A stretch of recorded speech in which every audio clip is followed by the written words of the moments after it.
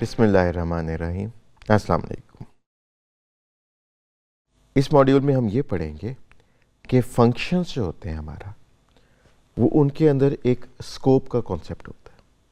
हमने ये देखा था कि फंक्शन ऐसी लाइंस ऑफ कोड होती हैं जिनको हम एक फंक्शन के अंदर बिल्ड कर देते हैं और उस फंक्शन को हम बार बार कॉल कर सकते हैं उन लाइंस ऑफ कोड को एग्जीक्यूट करवाने के लिए।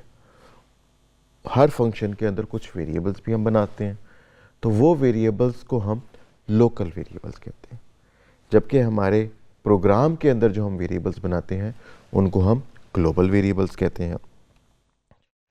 तो हमने कंफ्यूज नहीं करना कि जो प्रोग्राम के वेरिएबल्स हैं वो ग्लोबल वेरिएबल्स हैं और जो फंक्शन के अंदर वेरिएबल्स हैं वो लोकल वेरिएबल्स हैं।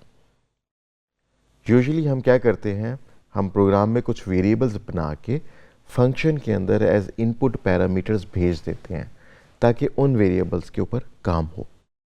कुछ जगहों पे लोग जो हैं वो ग्लोबल वेरिएबल्स को फंक्शन में डायरेक्टली भी एक्सेस कर देते हैं, यानी आप प्रोग्राम लेवल पे जो वेरिएबल बनाएंगे वो तमाम फंक्शंस को एक्सेसिबल होंगे। लेकिन ये एक अच्छी प्रोग्रामिंग प्रैक्टिस नहीं है, क्योंकि एक ग्लोबल वेरिएबल जब आप बनाते हैं और वो तमाम फंक्शंस को अवेलेबल हो जाते हैं तो हमारे लिए ट्रैक करना मुश्किल हो जाता है कि किस फंक्शन ने किस ग्लोबल वेरिएबल के अंदर क्या चेंज की। तो अच्छी प्रोग्रामिंग प्रैक्टिस यही है कि हम लोकल वेरिएबल्स यूज़ करें, ग्लोबल वेरिएबल्स यूज़ ना करें। तो हम ये देखते हैं जुपिटर नोटबुक के अंदर पाइथन का कोड करके कि लोकल वेरिएबल्स और ग्लोबल वेरिएबल्स पे फ़र्क क्या होता है और उनको हम यूज़ कैसे करते हैं। तो जुपिटर नोटबुक के अंदर ये एग्जाम्पल हम देख सकते हैं जिसमें हमने एक फंक्शन डिफाइन किया जिसका नाम है शो, और उसके अंदर हमने एक वेरिएबल डिफाइन किया x और उसकी एक वैल्यू रख दी 5, और इसके बाद हमने उस वैल्यू को प्रिंट भी करवा दिया। तो यहाँ पे हम जब इसको कोड सेल को एग्जीक्यूट करेंगे तो हमारा एक फंक्शन बन गया जिसका नाम शो है। उसके अंदर हम x वेरिएबल बनाते हैं, 5 वैल्यू उसके अंदर स्टोर करते हैं और फिर उस वैल्यू को प्रिंट भी करवा देते हैं। अब नेक्स्ट कोड सेल के अंदर हम एक और वेरिएबल बना रहे हैं x, जिसकी वैल्यू हम रख रहे हैं 10। अब ये वेरिएबल जो x है ये हम प्रोग्राम लेवल पे बना रहे हैं, ये हम किसी फंक्शन के अंदर नहीं बना रहे। तो इस x को हम ग्लोबल वेरिएबल कहेंगे और ये ग्लोबली तमाम फंक्शंस को अवेलेबल होगा। लेकिन जब हम फंक्शन के अंदर एक x डिफाइन करेंगे तो उस लोकल x को प्रेसिडेंस हासिल होगी ओवर द ग्लोबल वेरिएबल। तो यहाँ पे जब हम इस कोड सेल को एग्जीक्यूट करते हैं तो हमारे पास x की वैल्यू जो प्रिंट हुई है वो लोकल वेरिएबल वाली यानी 5 प्रिंट हुई है।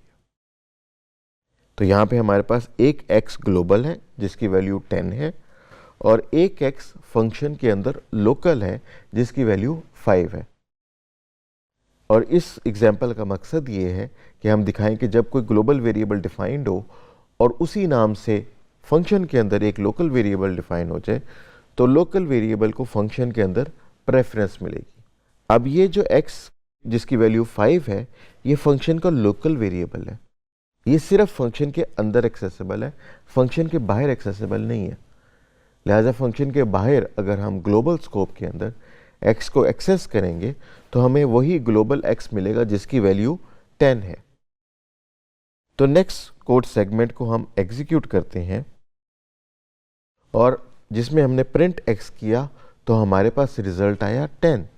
अब हमें पता लग गया कि यहाँ पे जो हम x प्रिंट कर रहे हैं ये इसकी वैल्यू 10 है, यानी कि ये एक ग्लोबल वेरिएबल है जिसकी वैल्यू हमने 10 सेट की थी।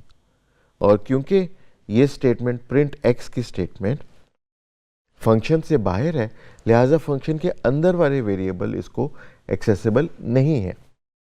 अगर हम फंक्शन के अंदर वाले वेरिएबल्स को एक्सेस करना चाहते हैं तो हमें उनको रिटर्न करना पड़ेगा और ग्लोबल स्कोप में हम उस रिटर्न वैल्यू को किसी वेरिएबल में स्टोर करेंगे और फिर उस वेरिएबल को हम प्रिंट भी कर सकते हैं। तो ये फ़र्क है लोकल वेरिएबल और ग्लोबल वेरिएबल में। हमें लोकल वेरिएबल्स प्रेफर करने चाहिए और ग्लोबल वेरिएबल्स को अवॉइड करना चाहिए ताकि वो कन्फ्यूजन क्रिएट ना करें बिटवीन डिफरेंट फंक्शंस।